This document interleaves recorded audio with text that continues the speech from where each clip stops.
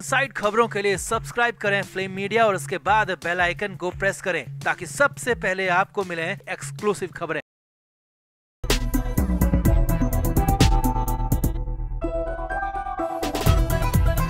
एक जमाना था जब उद्धव ठाकरे और देवेंद्र फडणवीस की दोस्ती के चर्चे महाराष्ट्र की सियासी गलियारों में अक्सर गूंजा करते थे, मगर सियासी दोस्ती तो सिर्फ स्वार्थ पर टिकी होती है जो कि समय आने पर खत्म हो जाती है। और अब उसी दोस्ती का उद्धव ठाकरे बार बार जिक्र कर रहे हैं। इतने दिनों से खामोश फडणवीस ने फाइनली उद्धव के दोस्ती वाले बयानों पर मुंह तोड़ जवाब दिया है और उद्धव ठाकरे की इज्जत उतारने में कोई कसर नहीं छोड़ी। डिप्टी सीएम देवेंद्र फडणवीस ने पत्रकारों से भरे मंच से उद्धव ठाकरे पर 5 साल की भड़ास निकाल दी और उद्धव को साफ साफ कह दिया कि दोस्ती की बातें करने से भी एनडीए तुम्हें कभी साथ नहीं लेगा।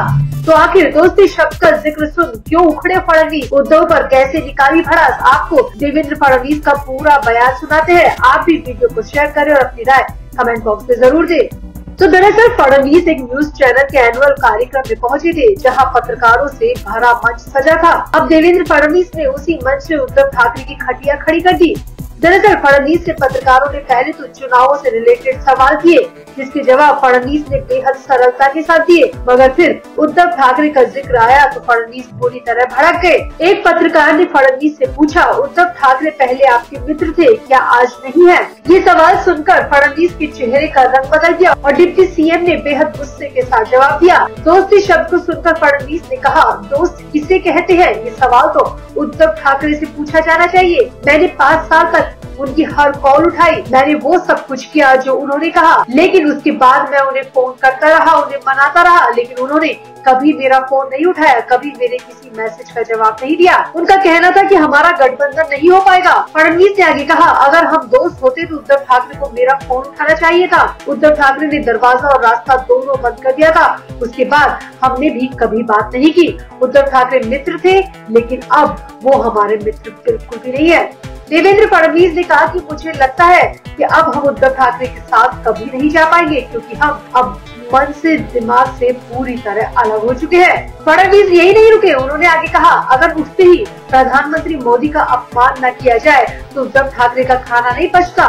उद्धव ठाकरे तो सुबह उठते ही शुरू हो जाते हैं और प्रधानमंत्री को गाली देने लगते हैं, अपमान करने लगते हैं। मैं मानता हूँ कि राजनीति में कुछ मुद्दे होते हैं, लेकिन व्यक्तिगत अपमान बर्दाश्त नहीं किया जा सकता। फडणवीस ने ये भी कहा कि जिन लोगों के साथ हम 25 साल तक सहज महसूस करते थे, वे हमारे नेता के बारे में गंदी बात करते हैं तो हमारा दिल टूट जाता है और टूटे दिल से दोस्ती तो दूर की बात, दुश्मनी भी नहीं करनी चाहिए।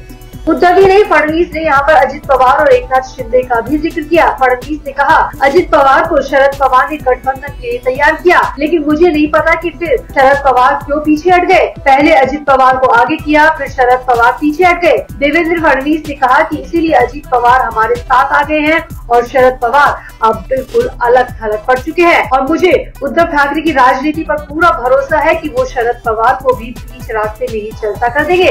देवेंद्र फडणवीस ने यहाँ पर शिंदे का नाम लेकर कहा कि एकनाथ शिंदे के साथ मेरे पहले से ही अच्छे संबंध थे। हमने एक प्रोजेक्ट पर साथ काम किया था, लेकिन जब एनडीए सरकार बनी तो एकनाथ शिंदे को लगा कि ये बिल्कुल भी ठीक नहीं है। वो अपने विचारों से समझौता नहीं कर पा रहे थे। फडणवीस ने कहा कि लोग उद्धव ठाकरे के व्यवहार से निराश थे, इसीलिए उनके अपने लोगों ने उनसे अलग होने का फैसला कर लिया और शिंदे हमारे साथ आ गए और शिंदे के साथ पूरी शिवसेना हमारे साथ आ गई क्योंकि शिंदे और हमारे विचार एक जैसे हैं। फडणवीस ने कहा कि शिंदे के साथ गठबंधन हमारा भावनात्मक गठबंधन है। हर सरकार का काम करने का तरीका अलग होता है। मैं उस समय मुख्यमंत्री के रूप में काम कर रहा था। जब मैं मुख्यमंत्री था तो जो एजेंडा मैं चला रहा था वो आज भी चल रहा है। फडणवीस ने कहा, मैं निर्णय लेने की प्रक्रिया में समान रूप से शामिल हूँ। हम मिलकर महाराष्ट्र को आगे बढ़ा रहे हैं और अब हमें किसी और दोस्त की जरूरत ही नहीं है। यानी कि फडणवीस ने यहाँ पर क्लियर कर दिया कि उद्धव के लिए एनडीए के रास्ते हमेशा के लिए बंद हो चुके हैं, इसीलिए वो दोस्ती की दुहाई देना अब बंद कर दे। तो आपका फडणवीस के इस पूरे बयान पर क्या कहना है? आप भी अपनी राय कमेंट बॉक्स में जरूर दें और वीडियो को भी शेयर करें।